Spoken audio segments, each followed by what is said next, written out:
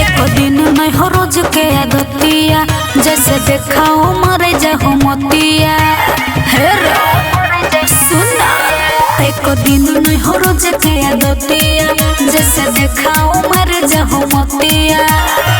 तोरा बुझी के रतिया के तकिए के रोजे ठेलिया बूढ़े बूढ़े देखी के छौरी सच में देख दोबारा गेलिया।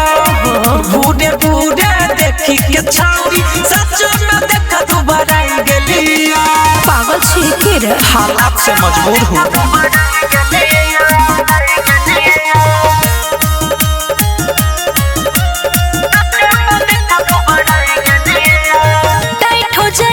नीचा के मसुर भले रोहै छिलबे के असुर सब बुझे छिए। दम भर हम धके पिजइया होगे सोची तोहरे के खूबे गिजइया होगे। हाथ में धके दोनों जवानवा हम चाउरी खेलिया। बूढ़े बूढ़े देखी के छौरी सचो में देख दोबारा गेलिया। बूढ़े बूढ़े देखी के छौरी सचो में देख दोबारा गेलिया।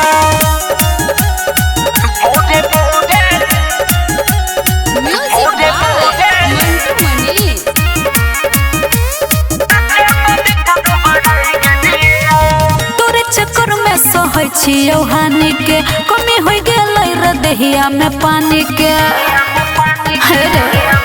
लागो तोरे सामान हम छुई गेलोगे इहे करही में कई दिन छुई गेलोगे।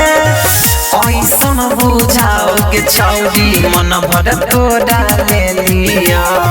बूढ़े बूढ़े देखी के छौरी सचो में देख दोबारा गेलिया। बूढ़े बूढ़े देखी के छौरी